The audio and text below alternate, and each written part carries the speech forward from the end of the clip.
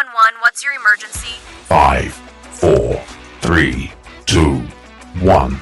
Welcome to the PIO Podcast, a place for all things public information related for police, fire, EMS, and local governments.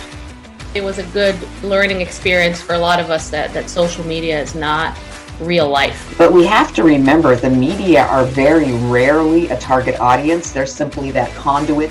Our words have impacts on individuals, and it may not be positive. So just being thoughtful and mindful of the words that we speak.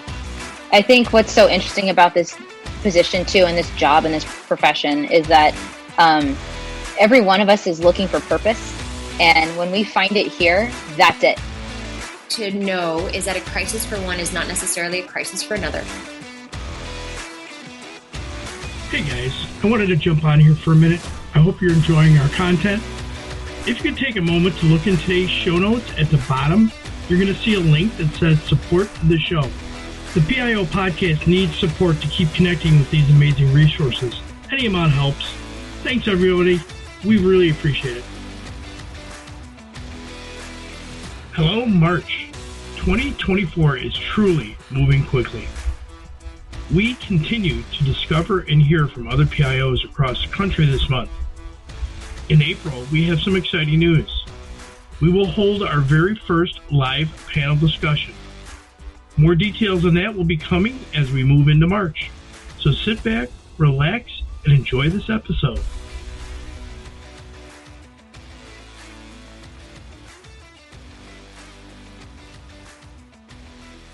Welcome to the PIO Podcast. Today we have Public Affairs Specialist Sergeant Dwayne English of the Joliet Police Department, Joliet, Illinois. Thank you for being on the show. Thanks, Robert, for having me. So, Dwayne, let's talk basics first. Let's get that out of the way. How long have you been the Public Affairs Specialist at Joliet PD? I have been in my role here for almost 3.5 years. Nice. Now, did you volunteer for that, or were you interviewed for it? Back in probably summer of 2020, I was approached by a member of our administration to gain my, to seek my interest, to find out what level of interest I may have. The current PIO was going to be promoted and going to another section of the department, and to that point, I'd never really given it any thought to do this kind of work. I'd always just been a street cop and a street sergeant, but I love new opportunities, and I think the one deputy chief that approached me kind of told me, like, we think that you kind of have that skill set that is needed for this, and the rest is history. And I have very quickly learned to love this position, and now I kind of live and breathe it. Excellent. All right, basics for the department. Authorized sworn manpower and civilian professional staff. How many of each? So our authorized sworn manpower is 286 officers, and we have about 68 professional staff members. And what's your actual manpower like sitting in the station in this today? Our actual manpower is at 268 right now. Okay, so not too bad. You guys aren't hurting too bad. That's good. Right. All right, and last, for our listeners that have no clue where Joliet, Illinois is, I know exactly where it's at, but for those that don't, why don't you kind of give us a geographic location of it? Sure. So Joliet, Illinois is about 35 miles southwest of Chicago. We're a part of the Chicago metropolitan area.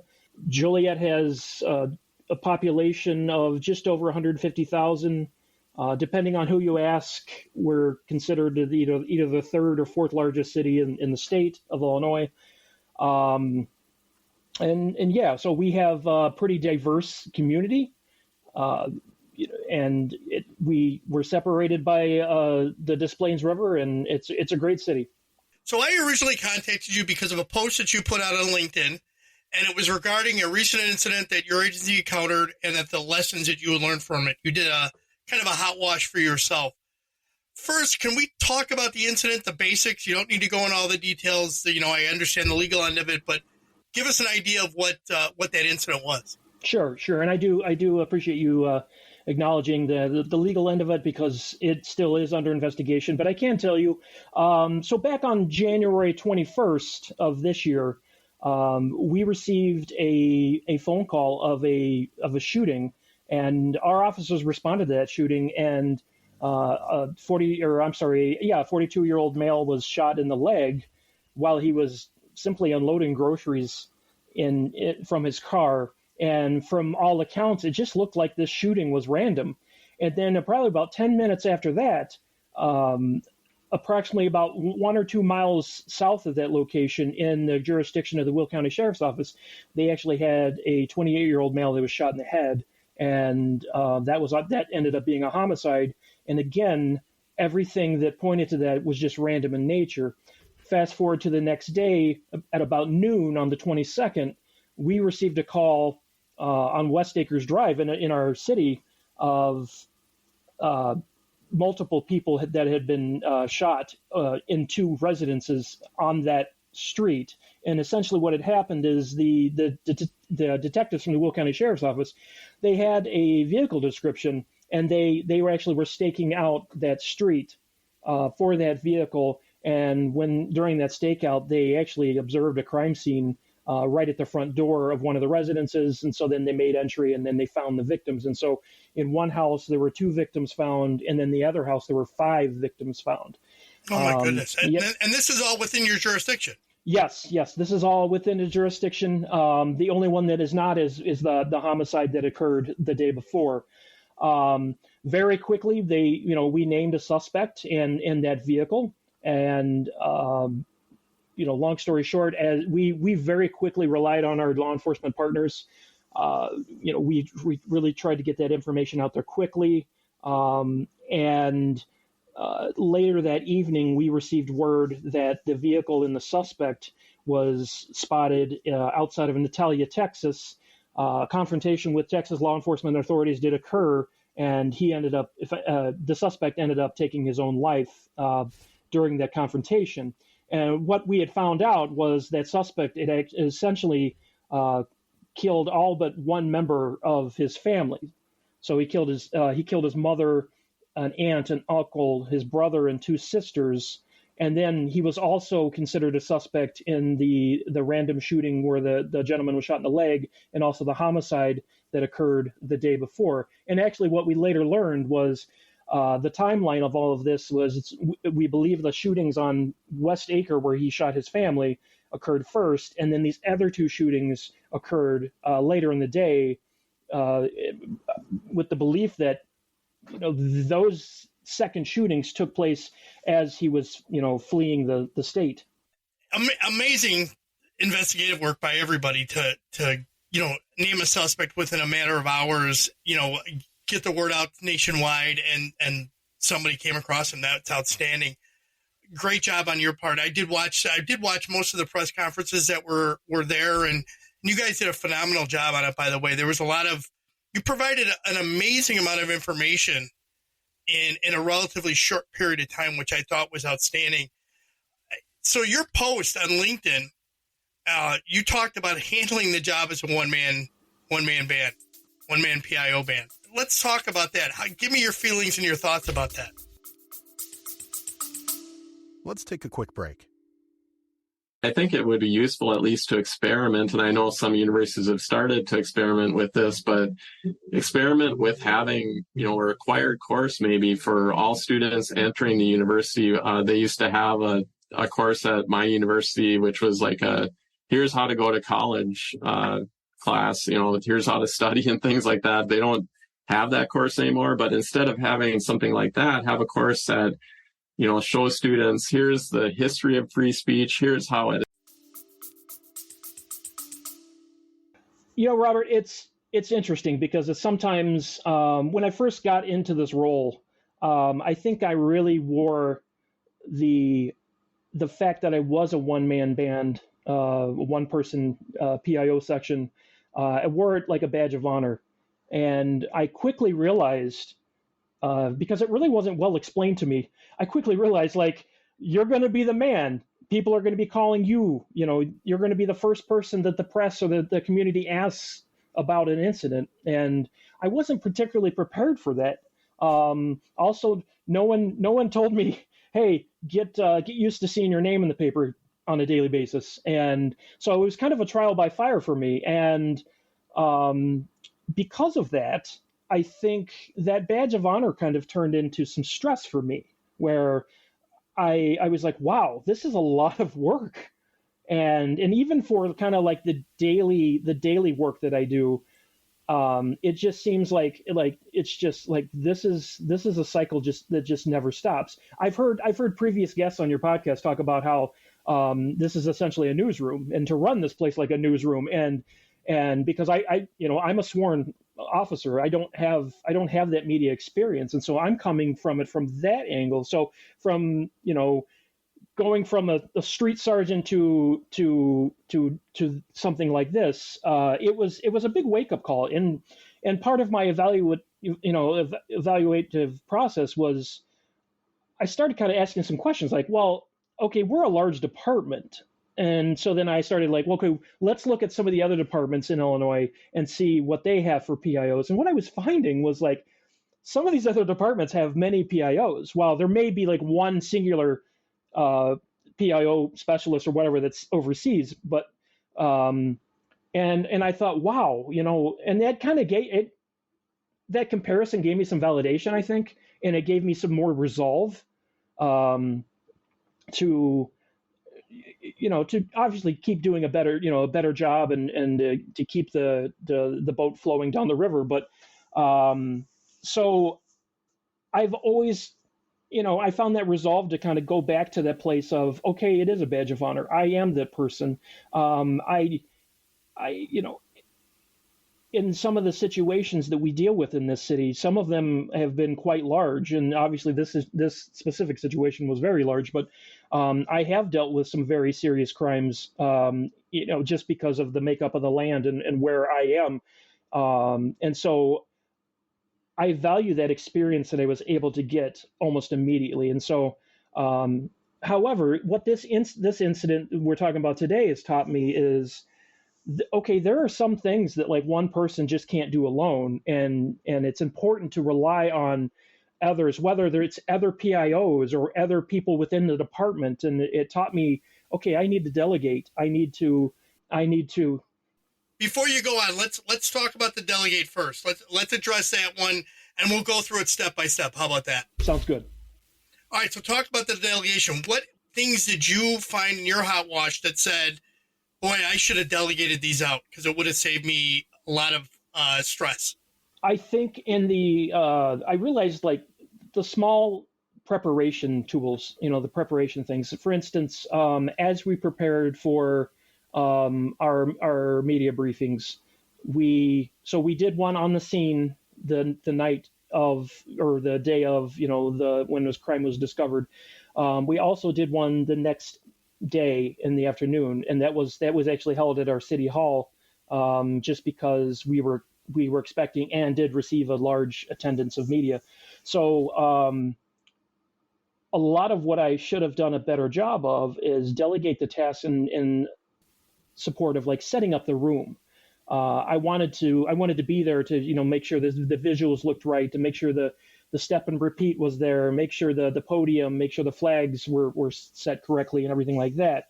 And in my experience in this position, I've done a good handful of media briefings, and the people that I've relied on in the past, whether it's members of my administration or just other people I work closely with here, I think I've been able to teach them a little more about like what I like and what I think, what we all think as PIOs should be that visual and to best prepare whoever's going to be speaking. And so while I did delegate some things as far as, hey, take this equipment across the street, because we were doing it in a different building than our police department.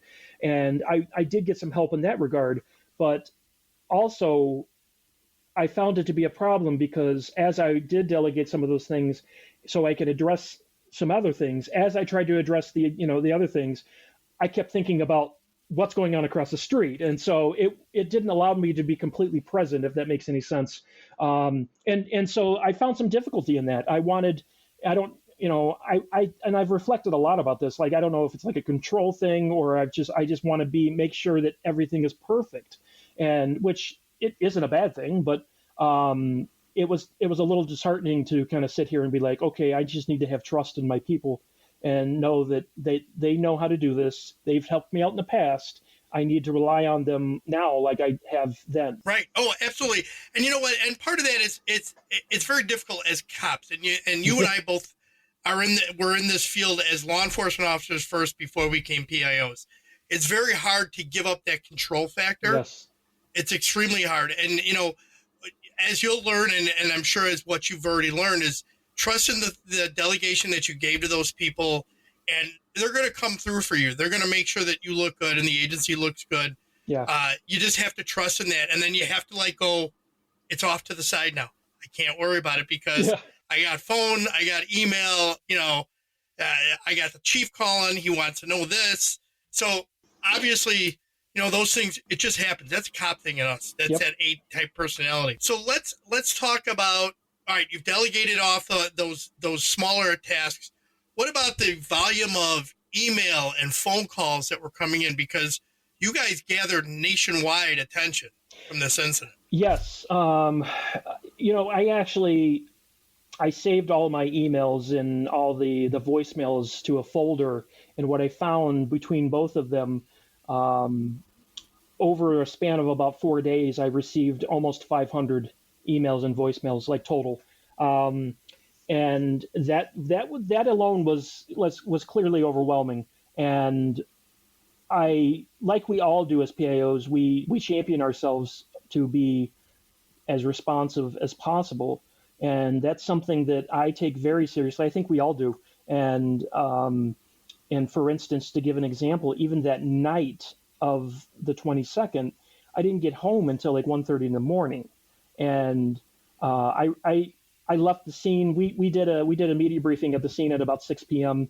I left the scene at about 8 or 9 p.m.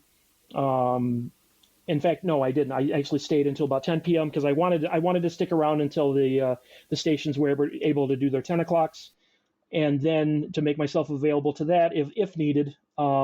I came back to the station, and actually what I did is I went through emails, and I didn't leave until I got through that evening's emails, and they were still coming hot and heavy. So like as I would, take care of one, I would get 4 more, and I tried to call people back as much as I could.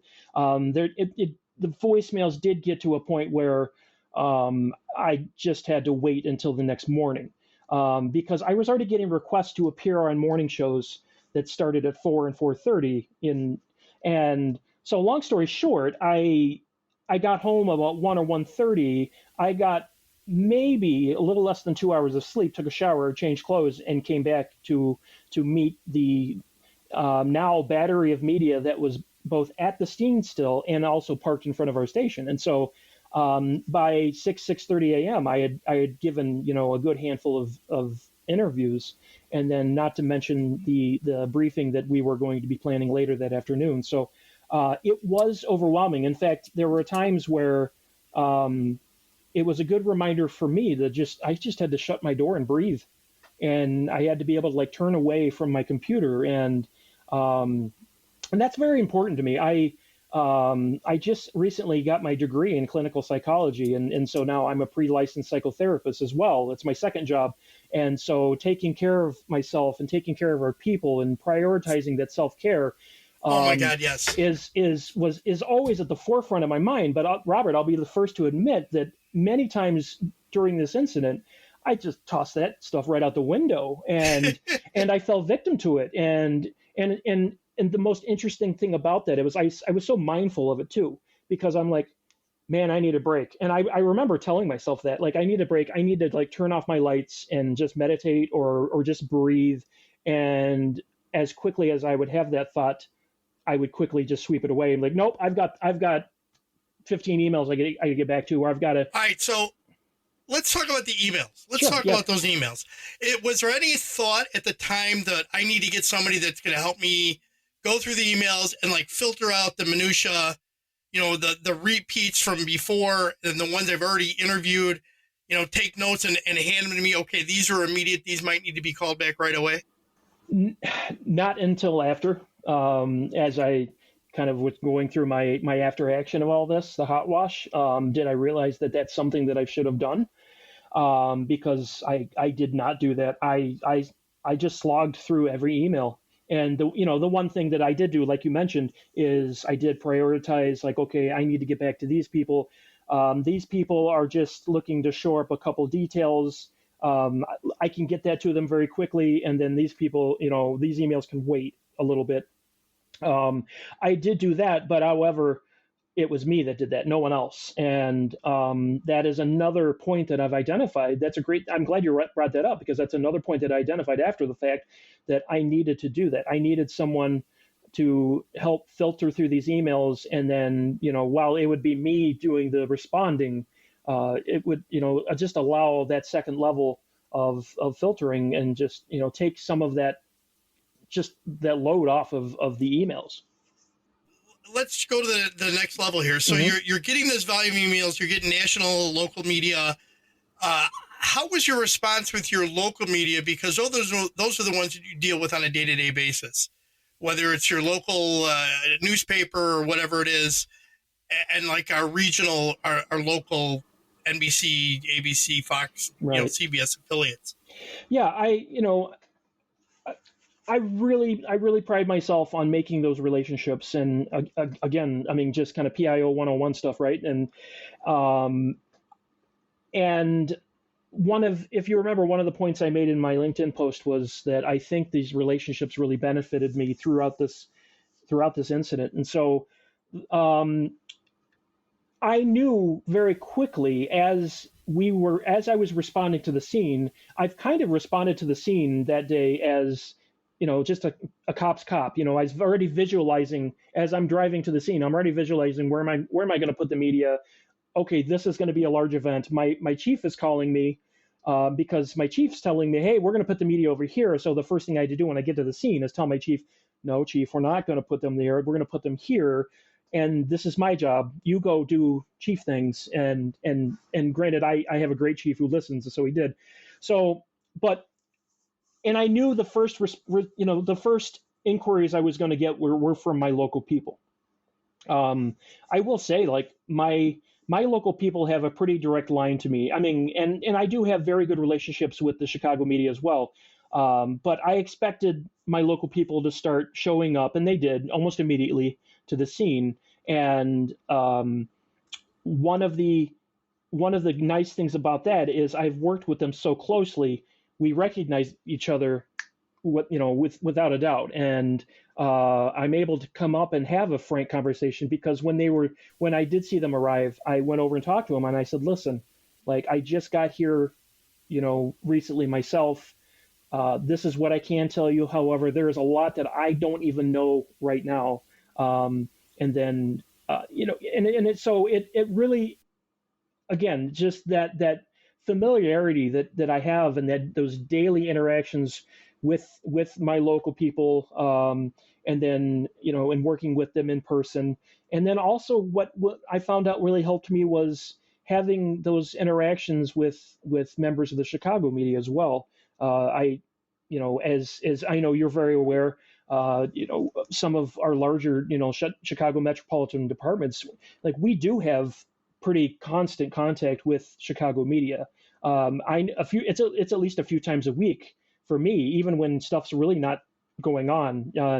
And so to be able to kind of get those phone calls from familiar journalists who I've worked with in the past, and they remember those interactions, I feel that just, it kind of got the minutia out of that whole introductory piece to, like, okay, I don't know what angle they're looking for, or I know what kind of information, person A likes versus person B, and that's what we see in a lot of these incidents where what's important to one outlet's not going to be so important to the other. And those relationships kind of informed that I knew that was coming, and so that helped my response tremendously. I'm going to change this gear here. Let's go to equipment. You brought up in your post, one of the things that you realize is you need more equipment in your squad as opposed to in your office. Did you have a go bag prior to this? Yes. Yeah, I did have a go bag. I found that my go bag was woefully understaffed or under equipped. Yes, and so because very early on, within an hour of being at the scene, I was already calling other officers, "Hey, break into my office and bring me this, this, and this." And so, like for instance, I wanted the ability to live stream the news briefing from our social media channels. I have all my tripods were in my cabinet here in the office, and I realized that very quickly. And my lapel mic and that sort of equipment was all here. And pretty much what I had in my bag was just the normal, very basic kind of things. Like I had a camera, the notepads, the phone list of other agencies, local, and that sort of thing. But I didn't really have kind of hard and true equipment in my car. It's all in my car now, trust me. And that was my first problem, honestly, with this incident was, oh my gosh, I need this, this, and this, and it's all locked up in my office right now. So even to the point where the day that we responded there, the wind chill was negative. It was below zero. I didn't have any gloves. I found a stocking cap in my go bag, thank goodness. So I had to have a deputy chief bring me gloves.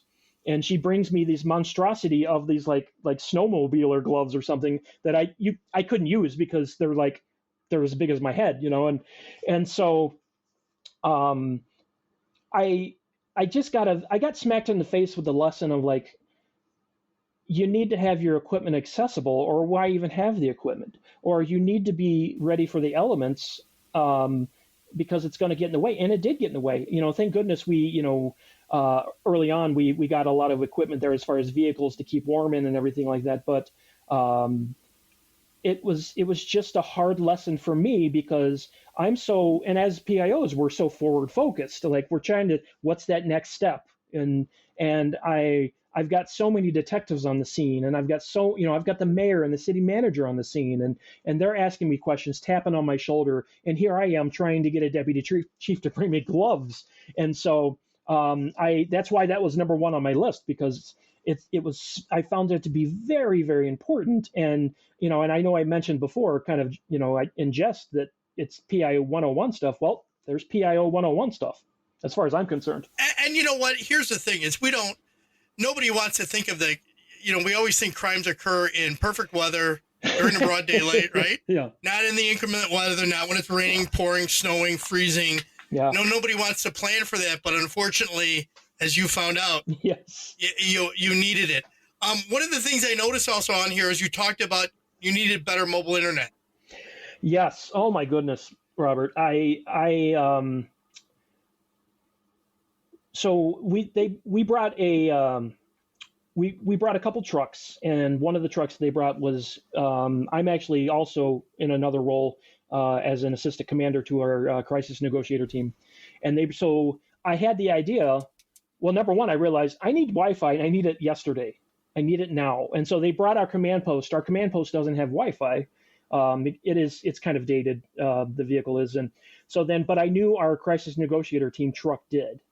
And I thought, as cold as it is too, why wouldn't we bring both vehicles so we could use them as warming areas for officers too? So that truck arrived, and however, I was initially able to get a Wi-Fi signal, but it was spotty, and it became problematic because it kept dropping.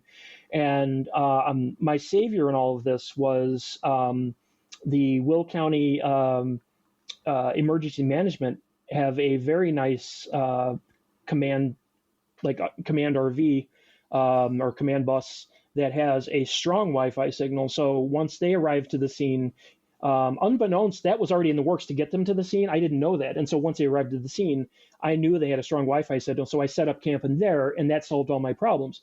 But as I continued my after action of this, one of the things that I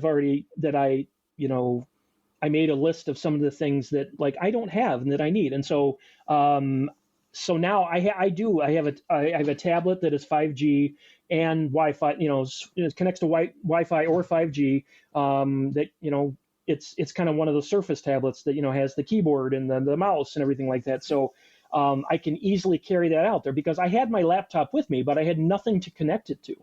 And it was, so my first couple posts came from my phone, and it was maddening, to sit there and type out these. Yeah, exactly. Yeah. To type out these very intensive posts, and because and again, one of your recent guests talked about that golden hour, and just I wanted to, yeah, that's a thing, obviously, and so I wanted to get that information out quick, and so here I am, thumbs of fire, trying to get it out, and like if I had my laptop, I could just type this out, and so once that emergency management vehicle did arrive, that did solve my internet problem. However, that doesn't resolve the issues that I first dealt with for at least a couple hours before that bus arrived. Right.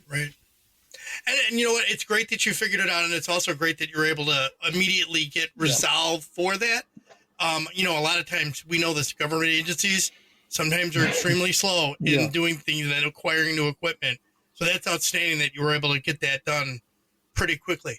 All right, so let's go back. One of the other things that you had in here was when you were recording Facebook Live, check and double check that the selfie mode is not activated. Yeah. Let's talk about that. Oh, do we have to? Yes. Oh my goodness. So and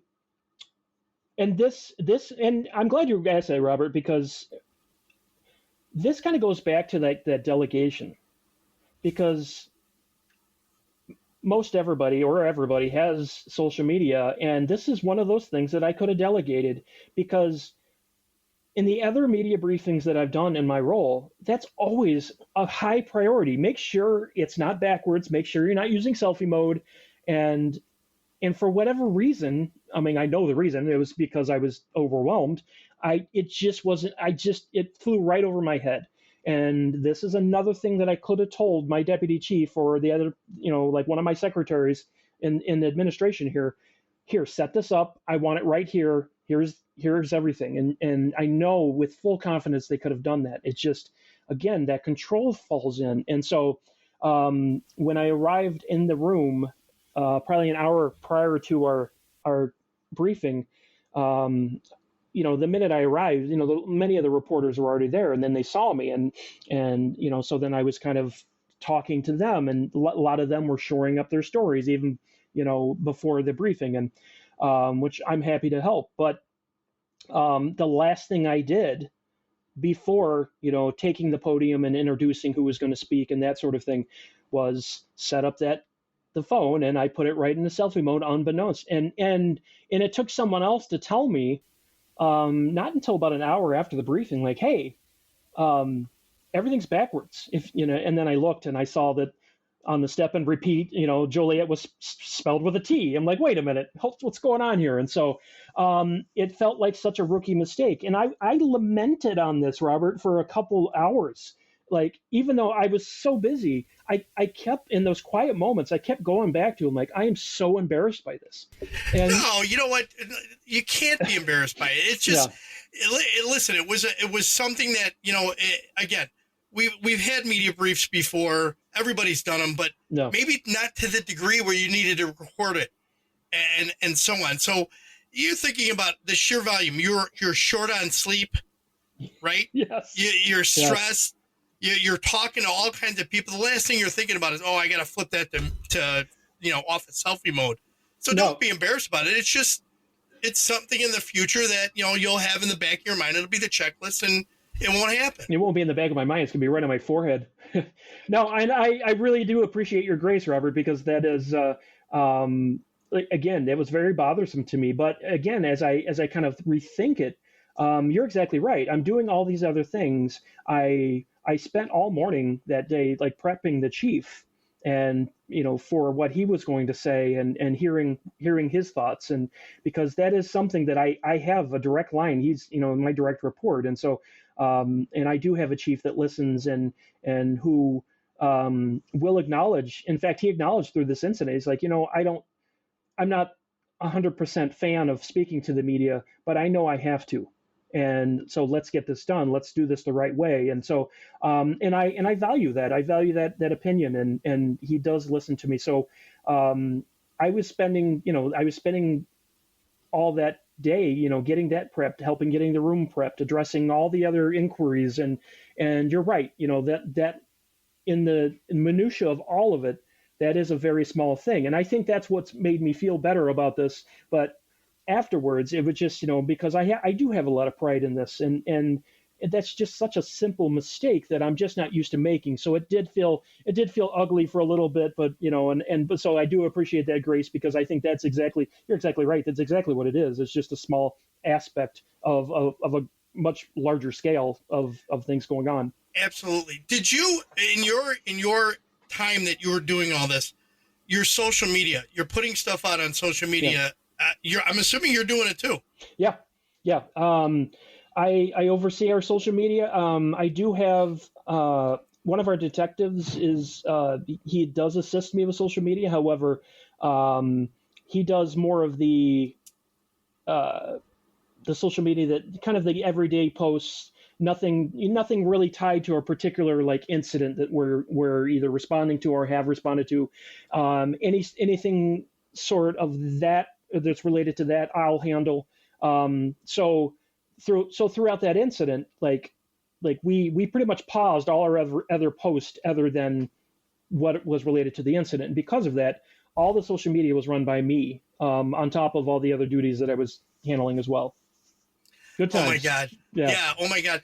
Now, was there ever a consideration to shove everything to the social media and tell the media, this is where you're going to go to get every piece of information?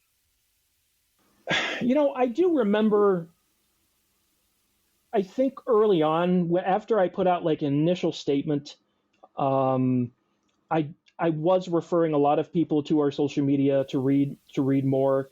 But it was kind of more of an element of, this is our most up-to-date current information. And because at that time, I mean, it is still a very active investigation, a good month later, but even especially at that time, there were so many moving parts, and it was such a complex situation that I did refer, many, this is the most updated information. And I do even remember on some of my posts, hey, check back for further updates and that sort of thing. And but on that same tone, I didn't specifically tell people, or I didn't like completely move all that information to social media and just keep it right there. I was still doing interviews. I was still on the phone a lot or sending a lot of emails and that sort of thing. Okay. So within the 48 hours that you responded to hundreds and over 500 emails and messages and all of that, did you get was there any kind of negative comments from the media about your response time? No, not that I heard. I really tried hard to at least get back in some form, either by phone or email or in person, to every person that took the time to reach out. Now, granted, in those 400, 500 emails and voicemails, there were many of those that were repeats. Especially once the national media started calling, when I was getting calls from CNN, and then I remember I got a call from somebody from the BBC in London. And, oh, wow. Yeah, and I know like later that night, the national outlets were actually all flying in from New York. I know CBS and NBC both called me and said, hey, we just landed at Midway Airport. What's the best way to get to Joliet? And is it a safe place? Because we're just going to sleep in our car because our call time is at 4 a.m. Because it was like 11 p.m. when they were calling me. And so, right. And I was, I found it interesting because they were calling me more for like the setup. They weren't actually asking me about the incident. They did ask me anything more to report. And I said, that was an instance where I was like, no, but if you do go to our social media, this is my latest statement right now. And so, but yeah, no, nothing really negative. I think, aside from like the inquiries of looking for more information, what I found most valuable and also kind of plays back to prior relationships with journalists is I had a lot of journalists calling just to check on me. Really? Especially the Chicago media. Outstanding. I had multiple journalists from like the major networks in Chicago calling me, hey, how you doing? This has got to be heavy, because they know that it's just me. And Right. and I found that to be profound, and I found that to be, I was very appreciative of that they just took the time. In fact, one journalist told me that she was on a group text with other journalists with other networks throughout Chicago, and I was a topic of conversation on that group text, and that's what gave her the idea to just call and say, hey, how you doing? And because it was more of like, wow, I wouldn't want to be him right now kind of talk. But I really, I don't know if I don't look at it as like a way to like pat myself on the back, but it's also just, I think that's an element of those prior relationships, and knowing that like they're able to see me as a person versus just a source of information. I think Right. that's And they very recognize, important. and they recognize the fact that you're doing a very difficult job with, your limited resources of yourself to get that information to the community. And it's a respect issue. And, Yes. that's really amazing that that reporter reached out to you. I think that's amazing. Yes. And it just goes to show that and I will say this for the Chicago network, the Chicago media, I have to say, my interactions with Chicago media over my years have always been 99% positive. They've always been very supportive. There's only one or two that I could say in my career that I would say, yeah, I would never return that phone call. Right. Yeah. Yeah, absolutely. And it's nice that I feel that I could get on a personal level with them. And I'm a very, I don't know, I always consider myself very easy to get along with, and so that's why, like, I'll give you another example. Like, even 2 nights into it, we had all the Chicago networks outside of our building for at least 2 or 3 nights after the discovery was made of this incident, and I was here most every night until and late, and working on stuff, getting back the inquiries and that sort of thing, and so when I did take those breaks, I would actually go outside, because they're sitting in the trucks or hanging out. It's still very cold. There's a couple times I brought them some food, I brought them some coffee, and I'd invite them in, if they needed to use the facilities and that sort of thing. And I did have a chance to actually kind of just sit in the back of the trucks and just have an off the record conversation, like, and where sometimes we wouldn't even talk about the incident, and like, how you doing? Right. And even with a couple of journalists that I had met before, but I, wouldn't put myself on having that relationship that I do with some of the others. And so that gave me a nice opportunity to make those connections.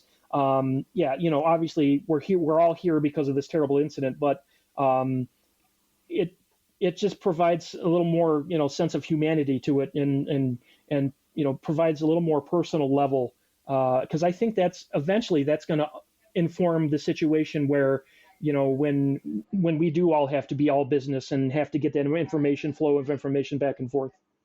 Right. So just so I want you to know that I really appreciated the honesty that you put into your post. I thought it was a very humbling thing for me to see a PIO go through that experience again, and to say, hey, I wasn't prepared, or I didn't have all the equipment I needed. Yeah. These are the things I realized. Was there something that wasn't in that post that you realized that you should have maybe put out?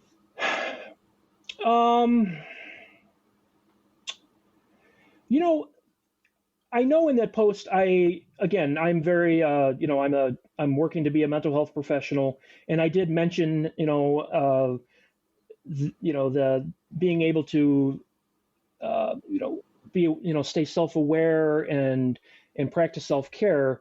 But as I kind of reread that post, I was like, I don't think I hit that hard enough, because I'll be honest, Robert, I'm one of those people that, doing mental health work and being as a therapist has really put, one of the things I've learned is about myself is it has put me in touch with my own emotions, and has made me recognize my own pattern of emotions. And I will admit, like, during that week, there were times where, like, I was not 100% emotionally. And those were the times where, like, okay, I do need to shut the door and just have a moment. And I'll be very honest with you, I did have a moment in the chief's office, where I was having every 10 a.m. or every Thursday at 10 a.m. I have an advisory meeting with the chief, just to, hey, this is what's going on this week and everything like that. So especially that week, even though, I was pretty much attached to his hip all week, that week, we still had that meeting. And that meeting had a very, like, a debriefing like tone to it. And that's where, like, I was able to share with him, like, Chief, this was hard. This was hard for me, and I know this was hard for you as a chief, and I know this was hard for our department. However, like, this is, and I have no, I have no regrets in sharing those emotions and being genuine and honest. And that's kind of why it was so easy to kind of make that post on LinkedIn. However, like, my mental health, like, I think, like many others at our department, in such a serious and graphic incident, it wasn't the best.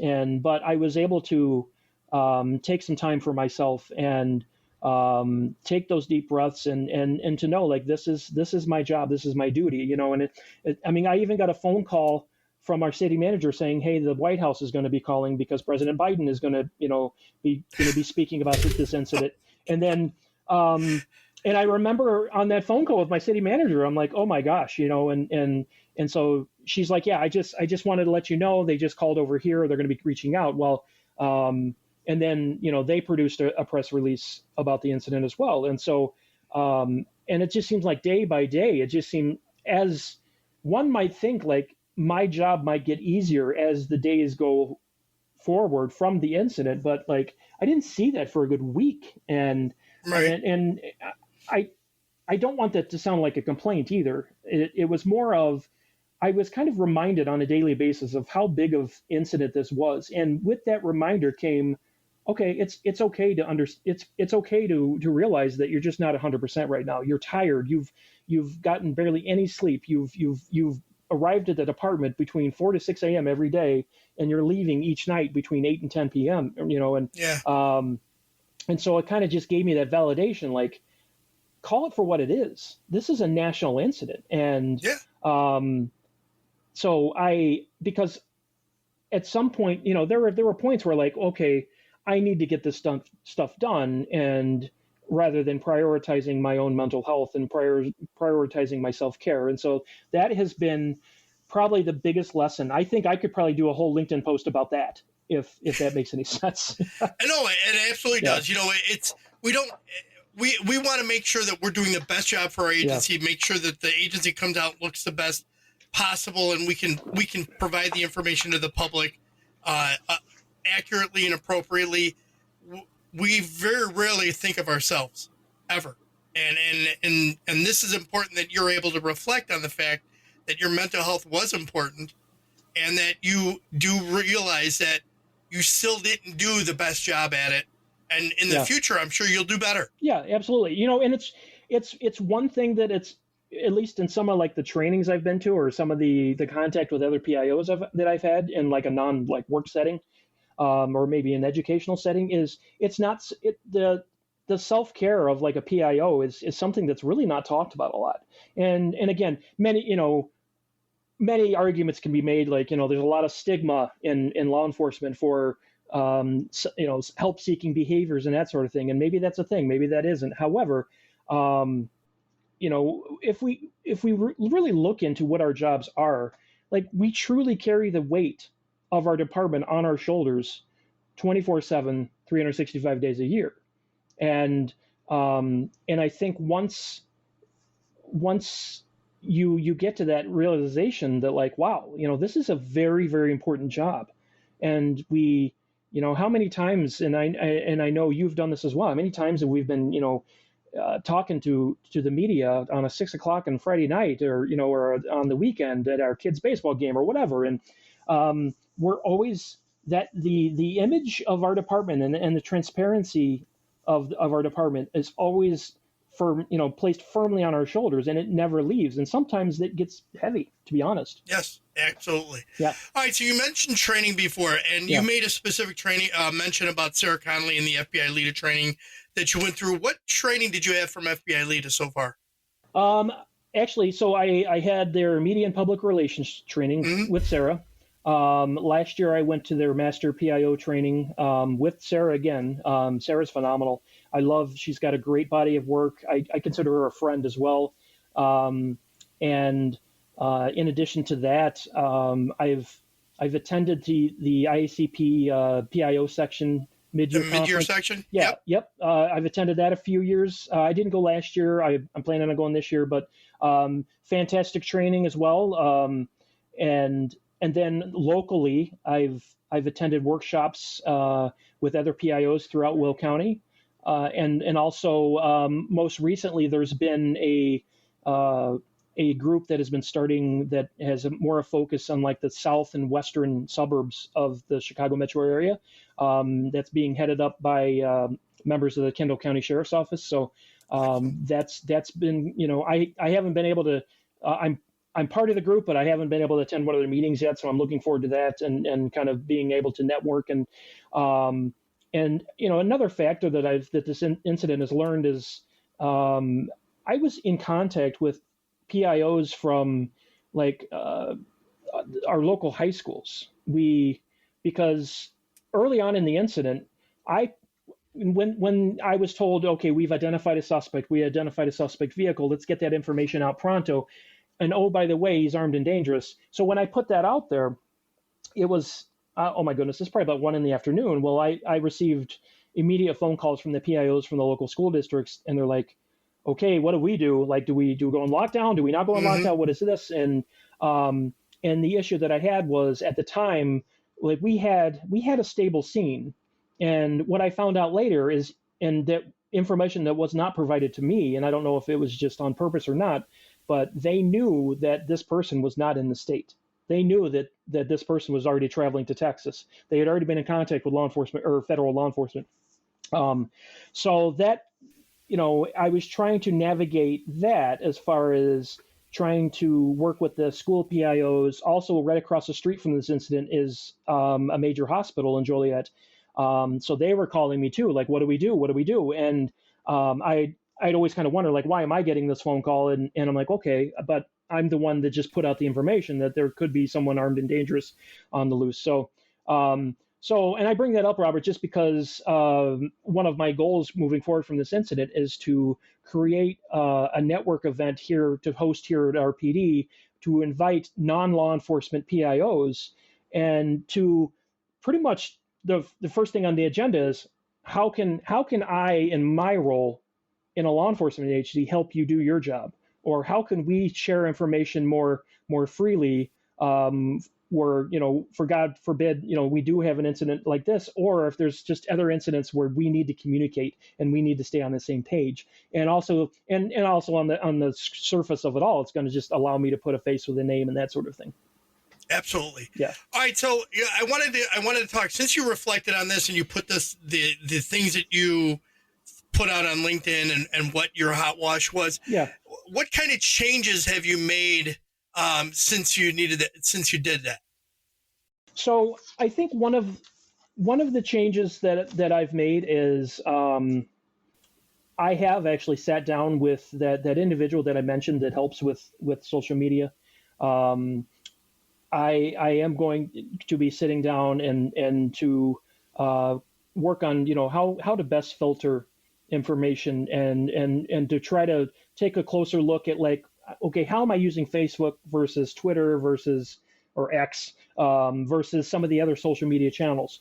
Also, one of the things that has occurred is there's been another sergeant in the department, a detective sergeant that we are going to send to PIO training to be my backup. And absolutely. Yeah, you need that. And so that's actually in the works. In fact, I just met with him yesterday, so that's in the works to get that backup. To, number one, just so I can disconnect, and number two, when there are large incidents like this, that I will have someone else to rely on, and I won't have to bear the weight of this alone. And I think just some of the other changes have been back to acquiring new equipment. I've already acquired. Like I told you before, the notepad and a better internet, option and that sort of thing. And that has come directly out of this incident.